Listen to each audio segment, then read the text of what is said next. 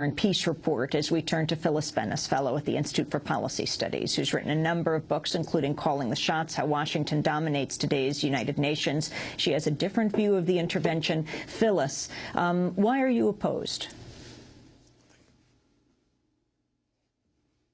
Solely in the military terms that we have seen this time around, we inevitably have the problem of consequences. There are humanitarian consequences. The U.S. and its allies appear to be using depleted uranium bombs in Libya, which is going to have enormous consequences for the future of Libya. We see political consequences in terms of the U.S. and its allies ending up, as they have in places like Iraq and Afghanistan, in control of the post-intervention government that gets created. The Libyan opposition emerged in the context of the regional uprisings, in the context of the Arab Spring. But there are consequences to the choice that the Libyan opposition made, different than the choices made in other countries in the region, to take up arms very, very early on. They were oppressed terribly, and the response of the regime to the initial nonviolent protests was a brutal one. That was also true in several other countries. It was true in Bahrain. It was true in Yemen. It was true in the first days in Egypt. But when the Libyan opposition chose to take up arms, there are consequences to that choice. One of those consequences now is that what's desperately needed, Amy, is negotiations and an immediate ceasefire. And the United Nations, which should be in the position of being able to play the role of key global negotiator, is unable to do so in this case because the UN itself has become a military participant in the now civil war inside Libya. So the consequences have been very extreme. NATO Brigadier General Mark Van Oom spoke minutes ago to reporters about NATO's success with its campaign against Gaddafi forces. NATO's actions are part of a concerted campaign to degrade Gaddafi's regime's capability to harm civilians, not only now in Misrata and Ajabia, but in the long run across the whole country.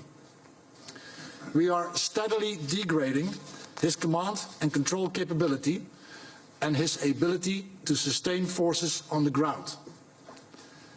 We are maintaining a high operational tempo, and we adjust our operations on a daily basis against what is clearly a rapidly changing environment on the ground.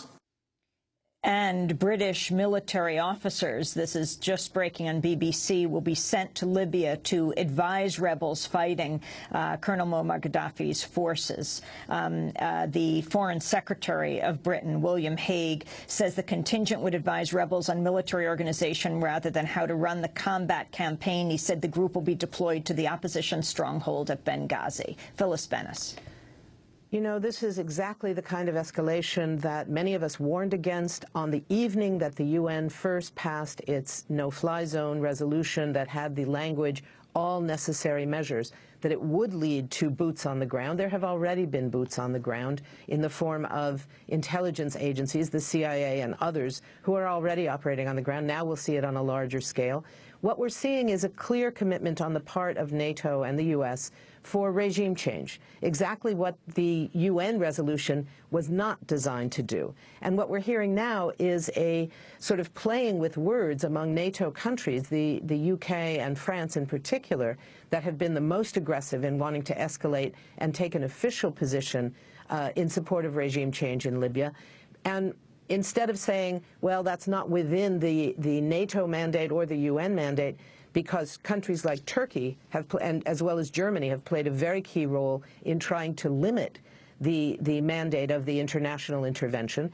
Instead, they're simply saying we're going to go in unilaterally alongside the NATO contingent, the NATO military strikes, very much what the U.S. has done historically in places like Bosnia, places like Afghanistan, places like Haiti, where it has sent intervention, military intervention forces, airstrikes, etc., alongside international engagement. And it not only confuses the issue of who's in charge, that's not my concern. My concern is that it leads to an inevitable escalation in the interest of those outside powerful Western countries in their effort for regime change and gaining control. In the situation in Libya, this is not like Iraq. This is not a, quote, war for oil. Gaddafi's regime was already in bed with the U.S., with Italy, with the U.K., with France, with Western oil companies, Western governments, since his regime's rehabilitation of 2002-2003.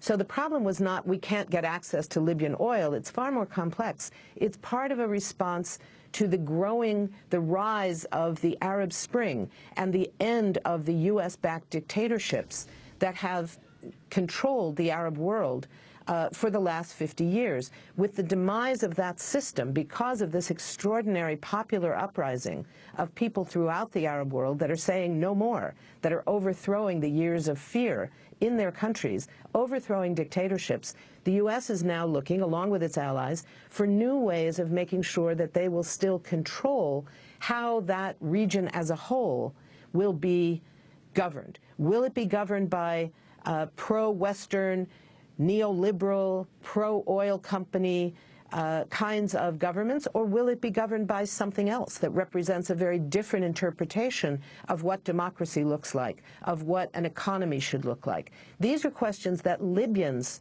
should be deciding for themselves. The problem is when you have British ground troops and American jets and NATO forces controlling, NATO forces acting as the airstrike component of the opposition in Libya, then inevitably, when the fighting is over, you will have those forces in control. What looks to happen more likely than anything else right now is the continuation of this kind of military stalemate. The country of Libya largely divided between Gaddafi's regime maintaining control in the West, with the billions of dollars that his regime has garnered over the years, and the East, where most of the oil is, with acting as a kind of Western, U.S., NATO, British, French protectorate under the control of a mixed group of rebels based on and reliant on and dependent on those Western forces to keep them in power. Phyllis Bennis, I want to thank you very much for being with us, fellow at the Institute for Policy Studies. Among her books, Calling the Shots, How Washington Dominates Today's United Nations. When we